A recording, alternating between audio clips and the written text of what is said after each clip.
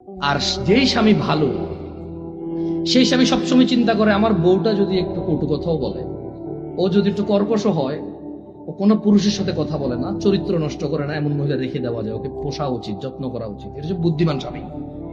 একজন বুদ্ধিমান পুরুষ কি করে?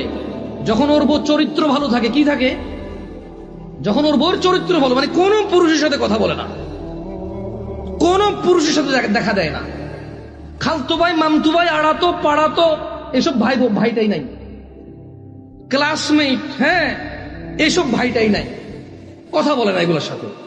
কিন্তু একটু জ্বালা যন্ত্রণা করে জামাইয়ের সাথে, cash cash cash cash cash, যেটা স্বভাব আর কি কিছু কিছু মহিলার, হ্যাঁ, করে। এই সারাদিন এই নাই সেই নাই, কমপ্লেন আর কমপ্লেন। কিন্তু ঘরের ভিতরে কোথায় কোথায় একজন বুদ্ধিমান পুরুষ ওই মহিলাকে রেখে দেয়। কেন? ওই মহিলাকে আদর যত্ন করলে এটা মানুষ হবে, এটা চরিত্র ভালো। এটা কি ভালো? চরিত্র ভালো। ওর বিছানা ছাড়া কারো বিছানায় যায় না, ওর ঘর ছাড়া কারো ঘরে গিয়ে জামা কাপড় পরিবর্তন করে না।